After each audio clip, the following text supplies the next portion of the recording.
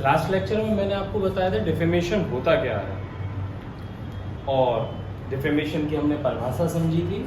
तो डिफेमेशन की परिभाषा क्या थी वहाँ पर, जब हमने समझा था कि जब कोई व्यक्ति शब्दों द्वारा, संकेतों द्वारा, दृश्य रूपेणों द्वारा क्या करता है, लांछन लगाता है या प्रकाशित करता है, जिससे किसी व्यक्ति की, उसका आशय क्या है, जिससे किसी व्यक्ति की अपहानि हो, या फिर वह जानता है या विश्वास का कारण रखता है कि इससे अपहानि होगी। तो वहां पर हमने 2-3 चीजें समझी थी। इसके आधार पर हम इसके एलिमेंट को समझे। तो नंबर 1 कि एक व्यक्ति ने दूसरे व्यक्ति के खिलाफ लांछन लगाया हो। N imputation should be made और पब्लिश्ड रिगार्डिंग अ प्लेंटिफ, यानी कि जो वादी है, यानी कि जो व्यक्ति है, किसी व्यक्ति के संदर्भ में एक व्यक्ति ने दूसरे व्यक्ति के खिलाफ लांछन लगाया हो या प्रकाशित किया हो। तो लांछन का लगाया जाना या प्रकाशित किया जाना इंपॉर्टेंट है। दूसरा, ये जो लांछन हम प्रकाशित कर रहे हैं, जो लांछन लगा रहे हैं, वो किसी भी माध्यम से लगा सकते हैं, चाहे वर्ड्स के माध्यम से, चाहे साइन के माध्यम से, या विजिबल रिप्रेजेंटेशन के माध्यम से। जरूरी नहीं है कि हम लांछन बोले हैं, ये किसी भी तरीके से हो सकता है। हम लिख करके भी कर सकते हैं। वर्ड्स ये ओरल भी है और रिटन भी है, और हम साइन, संकेतों के माध्यम से भी कर सकते हैं, या फिर दृश्य रूपेणों, मतलब चिन्ह, कुछ किसी का कार्टून या किसी की हमने चलचित्र बना दिया, ये इसका है, उसके माध्यम से हम मानहानि कर रहे हैं, तो वो भी हो सकता है। और it should be made with intent, ये किस आशय से होना चाहिए, with intent to harm the reputation of the person. इसका आशय होना चाहिए कि इससे किसी व्यक्ति की अपहानि हो, या फिर नोइंग और हैविंग रीजन टू बिलीव, या फिर वो जानता हो या विश्वास का कारण रखता हो that it will harm the reputation of the person, कि इससे दूसरे व्यक्ति के रेपुटेशन को हार्म होगा। और ये भी आवश्यक है कि जो हम एक व्यक्ति लांछन लगा रहा है, कुछ गलत कह रहा है, तो वह किसी अपवाद में ना आता हो। डिफेमेशन के जो 10 अपवाद हैं उनमें से किसी में ना आता हो। बीएनएस की धारा 356 है और आईपीसी के 499 थी। इसके 4 स्पष्टीकरण भी हैं। 4 स्पष्टीकरण, पहला ये बता रहा है कि डिसीज्ड पर्सन, मृतक व्यक्ति के संबंध में भी क्या मानहानि हो सकती है। तो ये बोलते हैं हाँ हो सकती है, परंतु कुछ कंडीशन है कि वो मानहानि तब मानी जाएगी यदि वो जीवित होता तो उसकी मान को हानि होती। और दूसरा, क्या जो लांछन लगाया है, जो मानहानि की है, वह उसके फैमिली मेंबर को या फिर नियर रिलेटिव की फीलिंग्स को हर्ट करने के आशय से की है। दूसरी चीज ये, तो 2 कंडीशन है, यदि वो जीवित होता तो हानि होती, और उसके फैमिली और रिलेटिव को हर्ट करने के आशय से किया गया है। दूसरा जो आपका स्पष्टीकरण है कि वह कृत्रिम व्यक्ति को भी क्या करता है, मानहानि हो सकती है। कौन कौन से, कंपनी, एसोसिएशन और ग्रुप ऑफ पर्संस।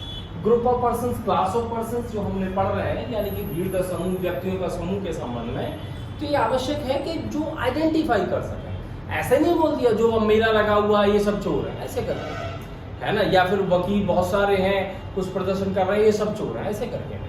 तो किसी बहुत सारे लोग हैं तो कुछ ऐसे करके बोलो, बहुत भीड़ में से कुछ लोग या सर्टेन पर्सन, या जिसको डिटरमाइन किया जा सके वो व्यक्ति, उसके संबंध में आप कुछ बोल रहे हैं, तो वो लांछन माना जाता है। वैसे ही आपने भीड़ में, ग्रुप में वैसे ही बोल दिया, वो नहीं।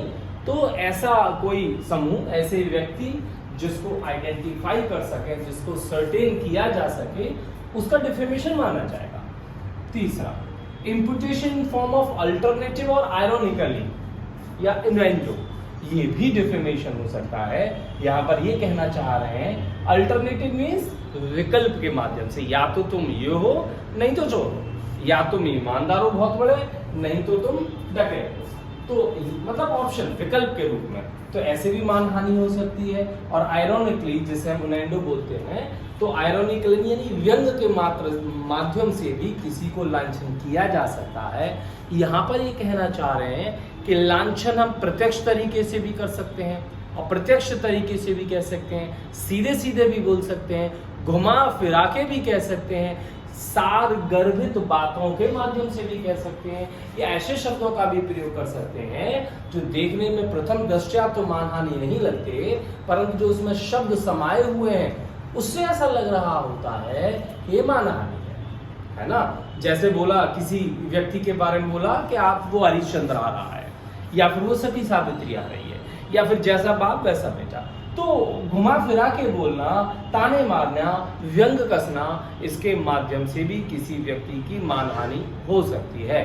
और मानहानि के संबंध में हमने समझा ही था कि तब समझी जाएगी, पब्लिकेशन तब समझा जाएगा जब तीसरे व्यक्ति के ज्ञान में वो डिफेमेटरी वर्ड आ जाए, तो समझते हैं मानहानि। जो इसका चौथा स्पष्टीकरण है, ये बोल रहा है कि यदि लांछन ऐसा लगाया है जिससे किसी व्यक्ति के मॉरल या इंटेलेक्चुअल कैरेक्टर प्रभावित होता है, या वो उसकी जाति के संदर्भ में कुछ बोल रहे हैं, या आजीविका के साधन के संदर्भ में कुछ बोल रहे हैं, या उसकी विश्वसनीयता क्रेडिट के संबंध में कुछ बोल रहे हैं, या फिर उसकी cause believe body in Latham state, यानी कि शरीर की ऐसी घृणित अवस्था के संबंध में कुछ आप कर रहे हैं, बोल रहे हैं, तो वो भी मानहानि हो सकता है।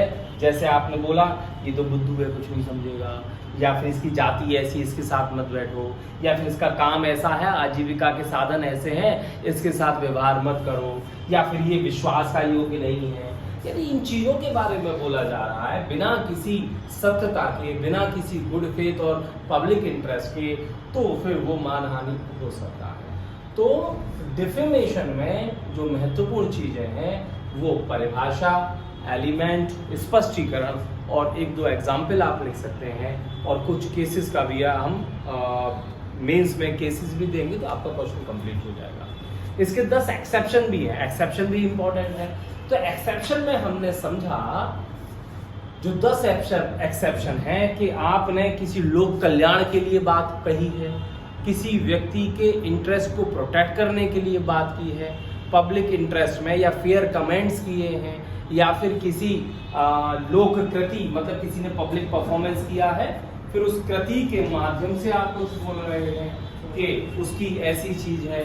तो मतलब एक्सेप्शन में उन अवस्थाओं के बारे में बताया गया है जहां पर मानहानि नहीं मानी जाएगी। जैसे आपने गुड फेथ में किसी व्यक्ति के खिलाफ एक्यूजेशन लगाया अथॉरिटी के समक्ष, जैसे मजिस्ट्रेट के समक्ष, या फिर किसी सीनियर अथॉरिटी ने किसी जूनियर ऑफिसर के खिलाफ जो उसको प्राधिकार के अधीन है उसके खिलाफ कुछ कहा, तो सेक्शन 356 में 10 एक्सेप्शन ऐसी स्थितियों के बारे में बताते हैं जब मानहानि नहीं मानी जाए। ठीक है, तो ये आपकी डिफेमेशन संबंधी कुछ लॉ